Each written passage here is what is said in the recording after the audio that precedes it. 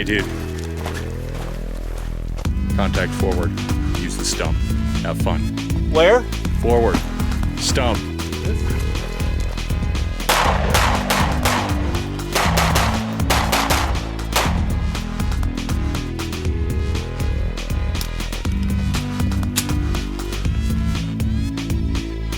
Real slow. Shooter on the right!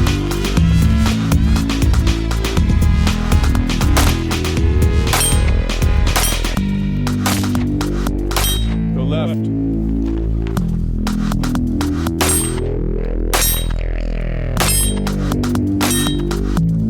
Nice, move it. Right here, on the right.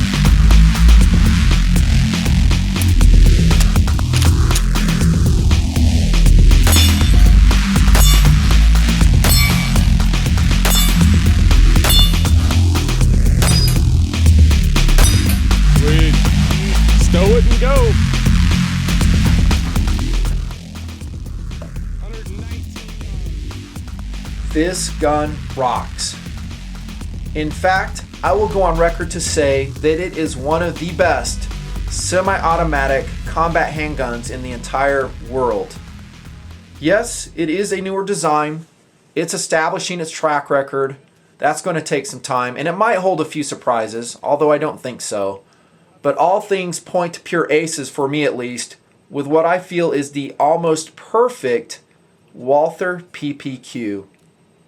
Every so often in all my product testing, I'm able to hook into an item that is so excellent in all the meaningful categories that I can pretty much pull out all the stops on my enthusiasm level. You guys may have detected that in some past videos. This one might be just like that. Hello everybody, this is Nutnfancy, running the Nutnfancy project, TNP for short, well into year 3. Thanks for watching the video. If you dig it, you want more like it, please subscribe to my channel here on YouTube. Much appreciated. Also, a quick hello and thank you to all my friends around the world, TNPers, longtime subscribers to the project. It's your guys' enthusiasm, your friendship with me personally, your views on the video, which makes the show all possible. You also rock. Much appreciated.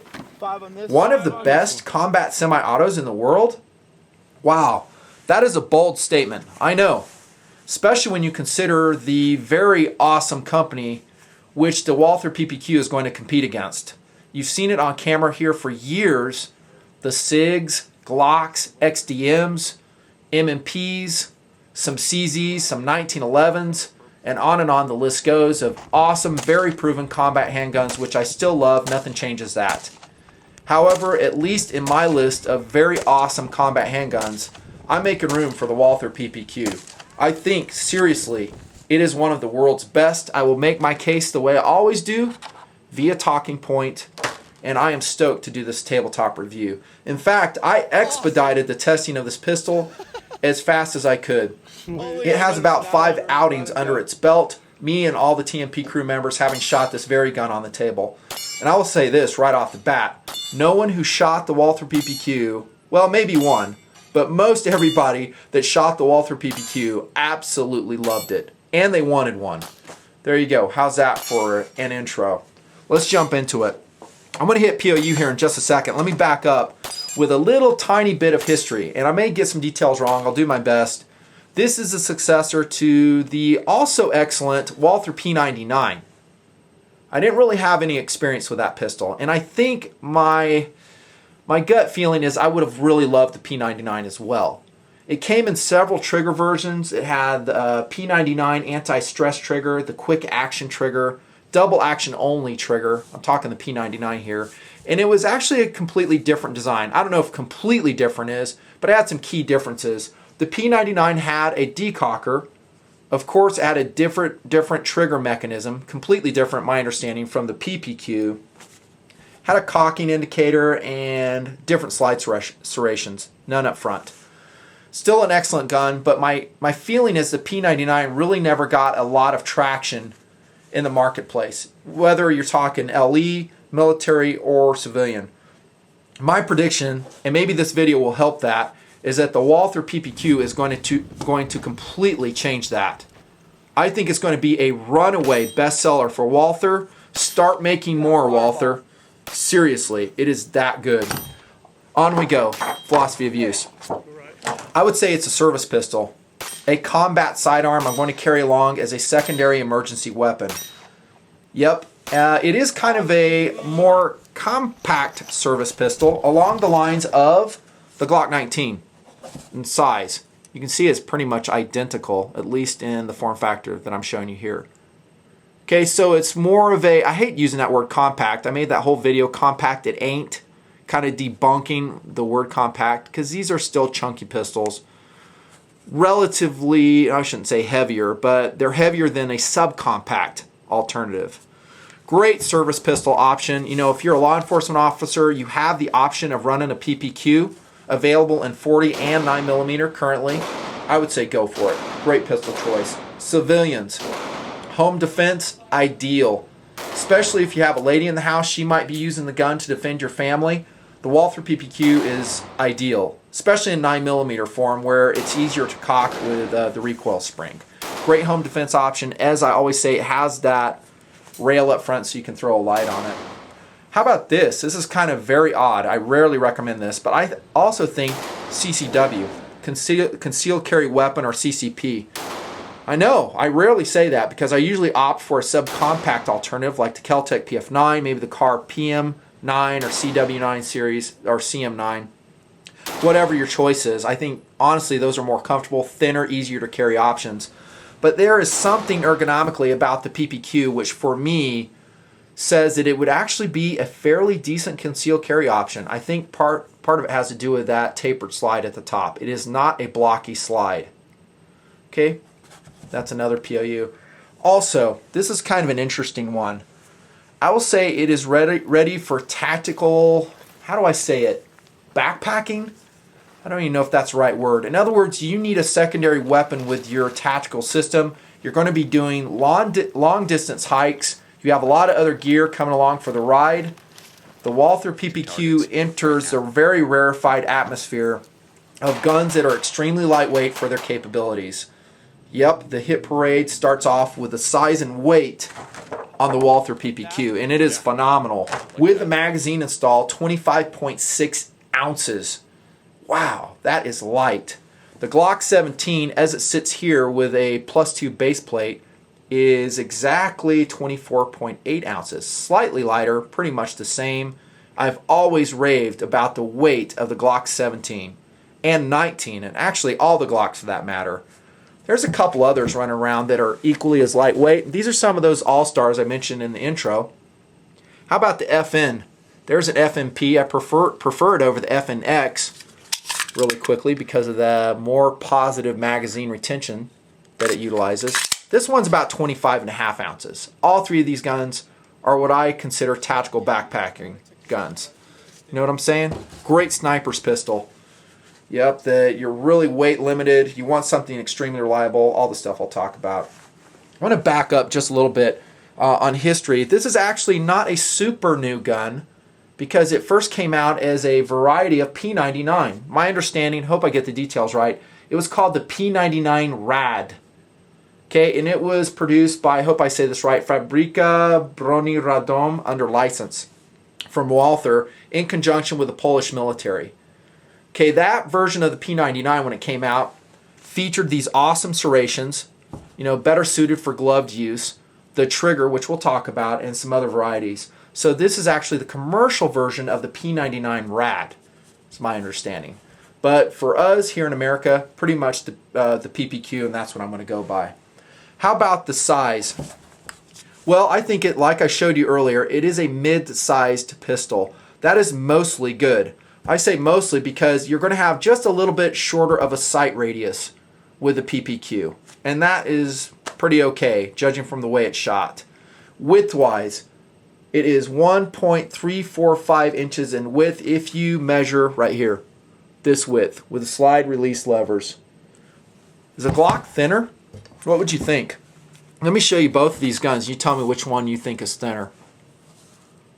Probably most of you would say the PPQ, right? Yeah, visually it looks that way because of the tapered slide.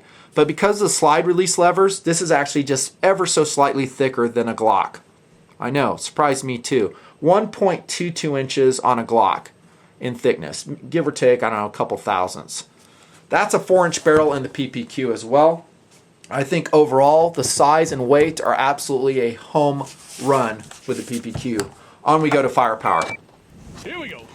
If you take into consideration the excellent ergonomics, which I'll talk about here in a sec, the Walther PPQ magazine capacity is pretty good.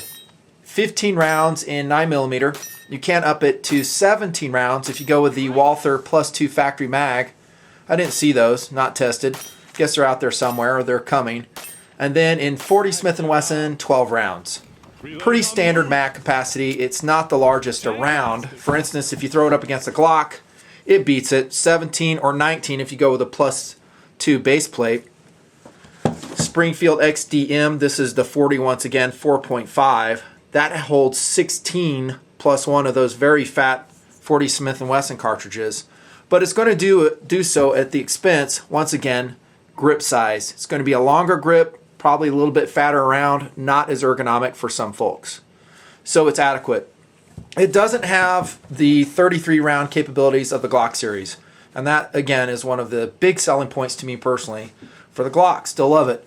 However, I think as the Walther PPQ establishes itself over the years, becomes very commercially successful, you may see some aftermarket options coming out that have bigger mag capacities. Honestly though, with 15 rounds, 9mm, you should be able to get the job done. Speaking of magazines, this is a good place to talk about this. This is a Walther 15 round factory mag. And it is also considered the second gen magazine as identified by the Orange Follower. If you have a P99, you're thinking about maybe, I don't know, upgrading to a PPQ, your P99 mag should work if they are of this second generation variety. That is, the metal at this portion right here is a little bit lower. The first generation P99 mags actually could probably be modified to work with them. You'd have to, I don't know, Dremel or file that portion. You know, smooth it out, re-blue it again. You could probably make it work. But they will work with it.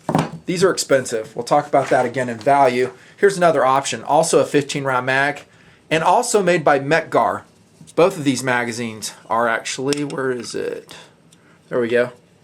On the right is a Magnum Research. It's called Baby Eagle. Or Baby Desert Eagle. Baby Eagle, that's hilarious. Made in Italy by Metgar. Factory Magnum Research variety, and I think this one is intended for that one gun. It was a P99 knockoff, the Magnum Research MR9 and MR40 fast action. These work great, heavily tested, no problems at all. Well, almost not at all. Occasionally I would find out that when I was ejecting during a rapid fire sequence, I'd come out, it wouldn't eject all the way. I mean, it just wouldn't fall free. It would eject. It was the Magnum Research. As you can see now, this one's working fine. I don't know why or if it was consistent, but I would have no hesitation at all, stocking up on the Magnum Research for the PPQ. There you go, that's firepower. On to accuracy. You've been looking at it on the table the whole review. Let's take a look at it. The Walther PPQ actually includes this awesome factory test target. I can't tell you how many times I love it when a manufacturer does that. I just love it. I like knowing the factory test fired it. It just gives me a warm fuzzy. It's a big quality thing for me. This is at 15 meters. Here's the shooter right there. And there you go, 15 meters. And honestly, that coincides with the results I had with the gun. Freehand, pretty much. By the way, this is a box of one of the rounds I shot. I have a check mark on it because that shows me that's a box that's currently being used. That's 124 grain Golden Saber plus P varieties. Awesome round, very accurate. I'll show you. Here we go. My accuracy testing with the Walther PPQ in no particular order. This is with PMC brass cased 115 grain FMJ, 16 yards off the bench. Okay, there's some right there. Okay, group, not outstanding. That's a pretty good group. I'm happy with that one. Pretty happy with that. Pretty happy with that. Let me tell you something now. It's kind of goes in line with ergonomics, but it plays right now when we're talking about accuracy. One very minor criticism that I have on the PPQ current version with the sights. That is, there is a lot of air between the front blade and the rear sight notch. Some guys won't mind that. In fact, they'll like it. I really Don't really dig it that much, and it is a minor criticism. Now, some may say, well, that's a combat sight. It's for fast acquisition. I know, I get it. I know the philosophy, but the Glock doesn't have that much air. Of course, these are, I think, MEPs on this one, Meprolites. Not so much air. Oh, here we go, the Dawson. Oh, I love these sights on the XTM40. I really wish PPQ had an option of that. Again, that's maybe more of an aftermarket option when the accessory markets catches up with this pistol. Dawson, I hope you're listening. That would be excellent.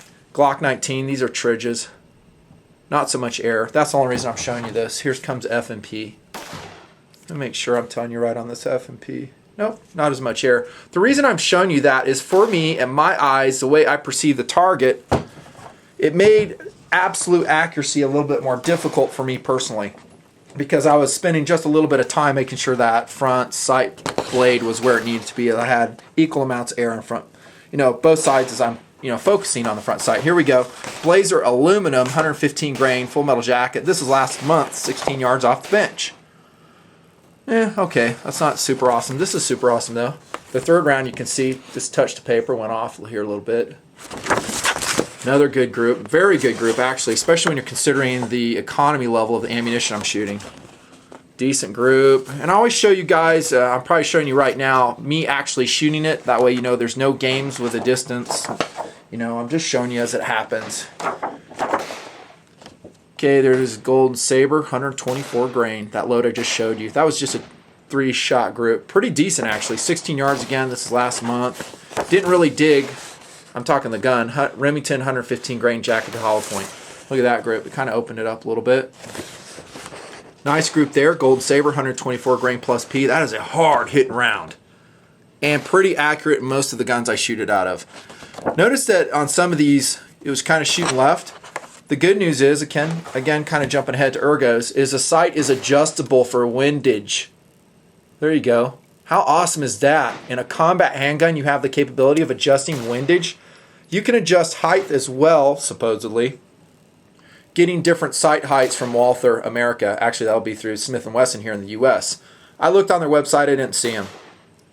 Sometimes manufacturers say that, yeah, easily swappable. And then I look on their website, and it's very difficult to find the sights in their web store.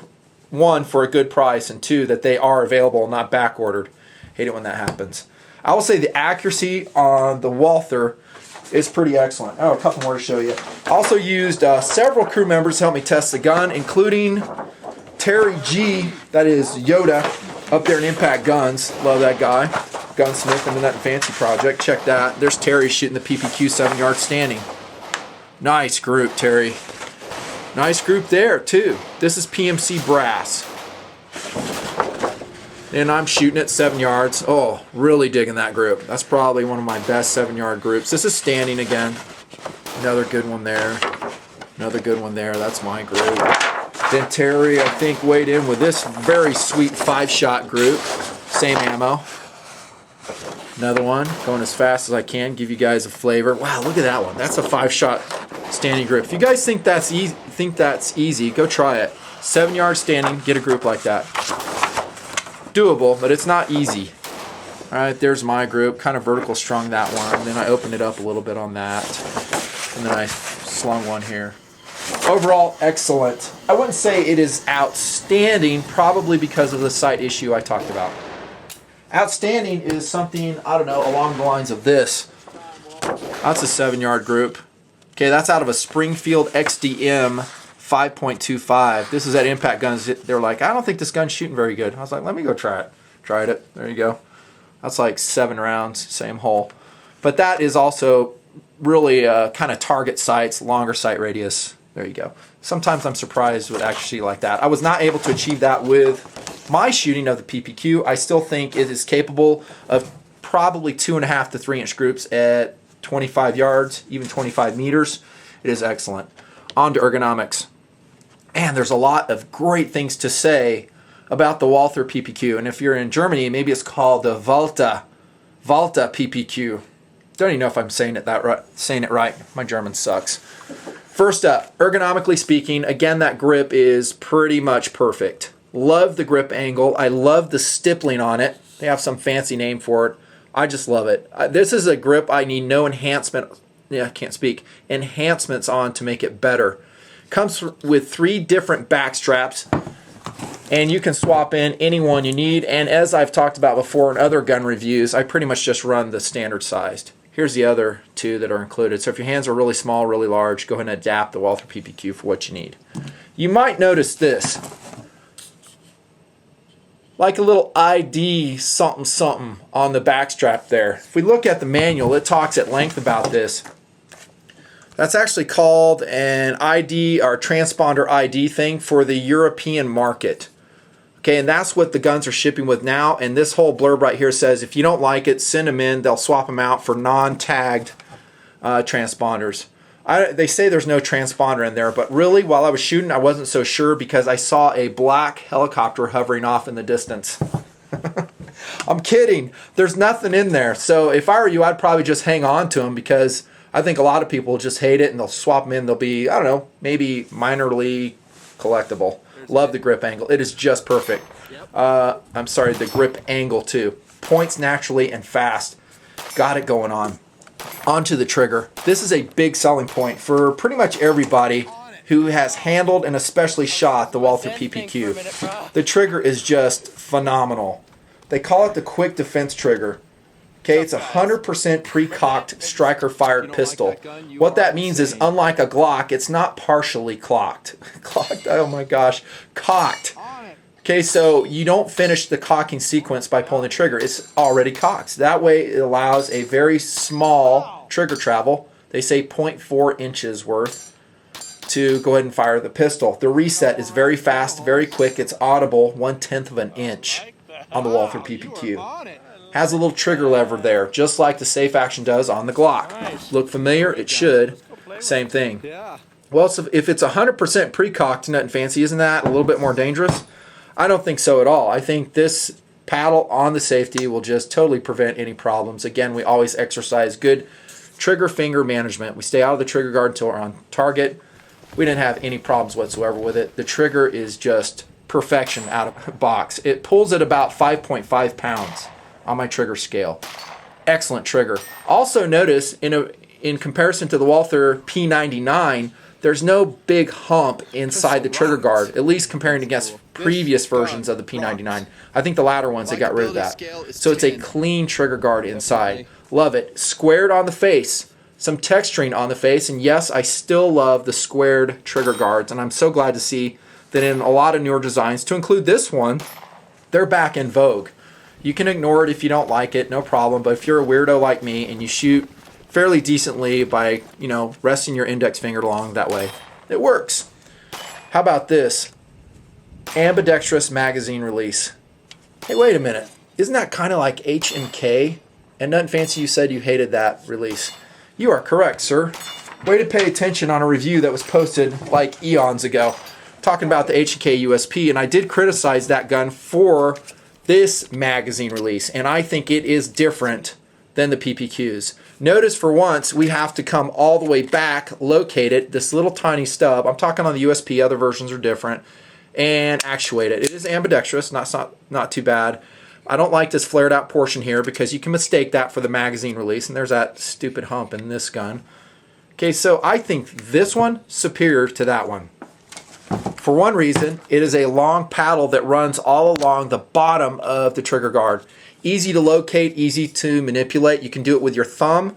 If your thumbs are, longer like mine, you won't have any problem doing it without changing your grip too much. Or if you want, just use your index finger to actuate it. You may have to practice a little bit to get used to it. It is non-standard comparing it against a conventional magazine release. With practice, I learned to love it. It's not a drawback at all to me. Speaking of ambidextrous, check this. Dual slide release. It does add a little bit of extra width, like I said, but man, they're low profile. And this truly is an ambidextrous pistol. So lefties, you should really consider a PPQ in your future. It's just totally ambidextrous. There's that slide again. The grasping grooves are outstanding. I never used the ones on the front. But from the P99 Rad, these are a holdover. These big, widely spaced serrations, and I think they're excellent. Work great with gloves. Supposedly, the PPQ also has a loaded chamber indicator. I didn't really pay any attention to it in the testing phase, didn't notice it. I did try to test it though before the video, and it didn't seem to be indicating nothing. Let's see if that's still the case. For this, I'm going to put in a snap cap aluminum variety. There we go. Wow. What should happen is we should see a red dot at the end of the extractor, kind of like the picture here in the manual. See that right there? Yeah. I don't know. It's maybe I'm just missing it, but I don't see anything. Even if it was working, it would be so unobtrusive, I pretty much would not integrate it into my weapons handling of the PPQ. Not a big deal. I mean, honestly, I don't really care that it's not indicating anything, but I'll throw that out to you. Then finally, for ergonomics, I want to show you this. Funneled mag well on the polymer grip. Well done. There we go. I probably forgot some stuff, may come back. I will say overall ergonomics on the PPQ, kind of like I started out the review with, pretty much perfect. All aces. Great job, Walther. It really is. Maybe the P99, if I would have shot and tested that, I'd feel pretty much the same. Never got a chance to. Field strip and maintenance. Pretty simple. All you're going to do is take the magazine out, just like so. Safety check it. Visual field check, of course, like we always do. Yep, it's empty. The reason why you really want to make sure is because just like the Glock, you have to pull the trigger for field strip. I've never really cared so much about that. Some guys make a federal case out of it. Have some real heartburn with it. Not a big deal. I'll tell you what, the manual, if you read at all, it is full of warnings about that. Red notes everywhere during the field strip. Make sure it's unloaded. Make sure you point a safe direction. Then we just retract the slide a little bit like I'm doing here. Pull down the takedown catch. Off comes the slide. There's your field strip. Incidentally, during the testing phase here in TNP, this PPQ ran pretty much dry. I don't remember lubricating it or cleaning it at all through the, 400 to 500 rounds we shot through it. Maybe more, I didn't even keep track. If you do lubricate it though, reference your manual. It has a great diagram where you should put lubrication on. Maybe some slip 2000 on the rails, a little bit touch here, touch there. It has a great diagram. It's a locked breech design, tilting barrel design, just like we've seen in SIGs and Glocks. And then for reassembly, piece of cake. Just throw it back onto the rails, retract your slide again, and I think you got to pull that down. Function check. Notice, by the way, it does not have a magazine safety. Awesome. That means you can fire the gun with the magazine out of it. Excellent. That's field strip and maintenance. Piece of cake. Accessories and versatility. Well, like I said, I think it's going to be very commercially successful, and as that happens, you're going to see more and more stuff for the Walther PPQ. Right now, as it stands, holsters are kind of scarce. I'm talking about dedicated plastic or Kydex holsters. There's more leather options out there if that's what you're into. I generally go with a synthetic because usually where I'm shooting this gun, it's raining or snowing. And once leather gets wet, it stays wet. Different thoughts on the plastic holsters that are out there. This is just a snapshot in time, all subject to change. They're saying the Phobos holster, I think it's HK-1. Mixed reviews on that. Some guys say it doesn't cover the trigger guard enough and it's inadequate. Too loose, whatever. I haven't tried it. Serpa P99 holster, there are reports that is working with the PPQ. Serpa P2000. DeSantis, I think, is making a dedicated leather. For my testing, I pretty much ran it in a Black Hawk Special Operations nylon holster. One size fits most. Worked great. Stay tuned on the holsters though. I think you'll see a lot of dedicated options coming for the PPQ. How about the sights? Good news is it will take P99 sights, and I think there are some varieties out there that will work for you. I might explore those with my own PPQs, see how they work. That's awesome. That's about all I would ever need for such a squared away combat handgun. I wouldn't do anything with the grip. I don't need to do anything with the trigger. Sights and a holster. That's it. And I think the market's going to take off with PPQ. That's accessories. How about value? Well, I think the best way to answer that is just show you the box that the Nutnfancy project bought this gun in from Gunny's in Orem, Utah, $589. Basically $590 for this version of the Walther PPQ. I think that's excellent value. I do. In comparison to some of the other pistols I've shown you in the ballpark, or perhaps it even beats them. I mean, Glocks can be more, XDs, XDMs can be more. Definitely H&K Oh my gosh, way overpriced, especially that, what is it, the P30, which is also an awesome gun. Ergonomics very similar to the PPQ, by the way. And F&P has excellent value as well. All these are Hall of Fame pistols in my opinion. And the PPQ meets or exceeds their level of value. Consider this too. Lifetime warranty. You have any problems, you send it back to Smith & Wesson, who currently is importing them. They're going to take care of it.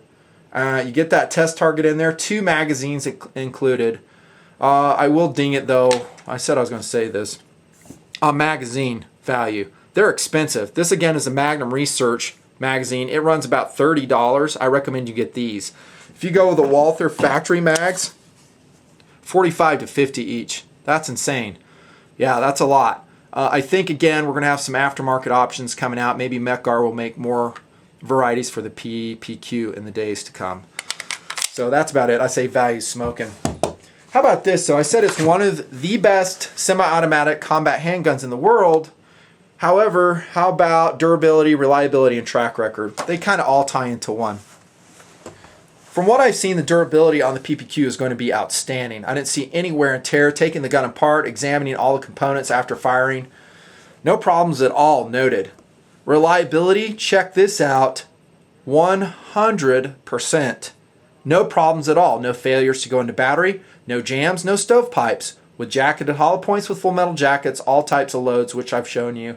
The PPQ ran them all, including Blazer aluminum case ammo.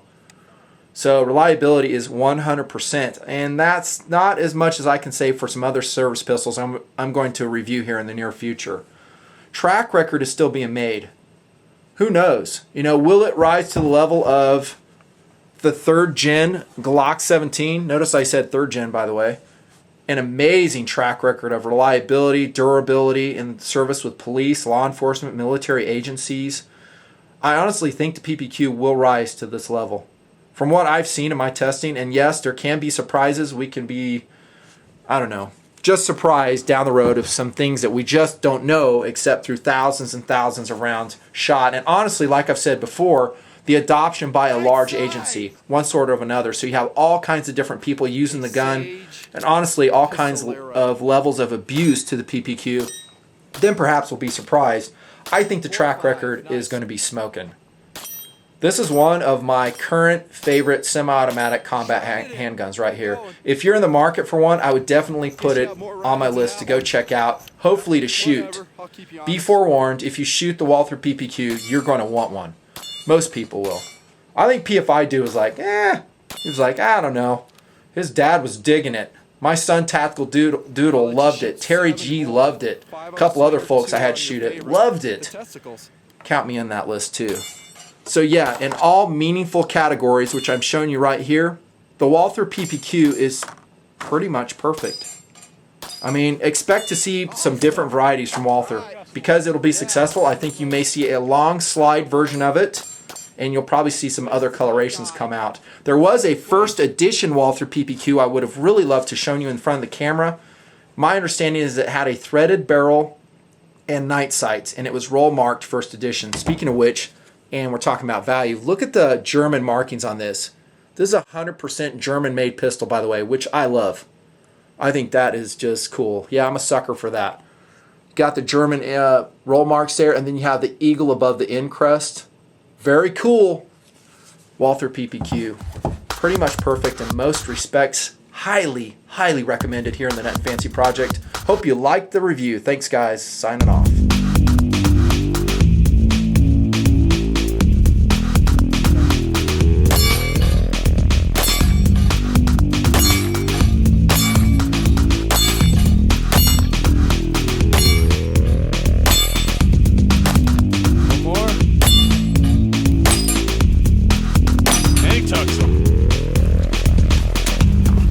Here we go. 10 on this one.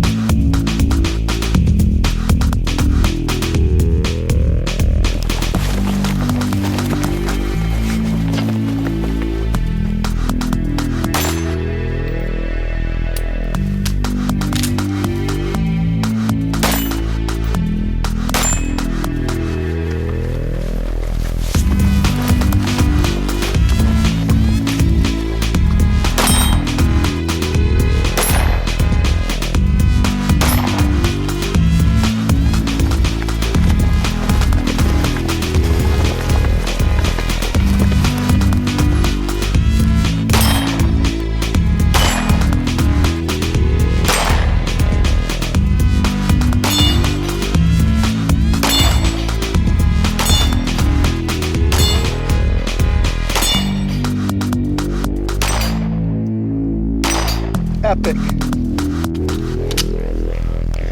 See, when you hit that Magnum Research Mag, it does that. The rounds fly out. Dang it, that's gonna kill my time. That's the Magnum Research Mag that does that. Can't take it. Use.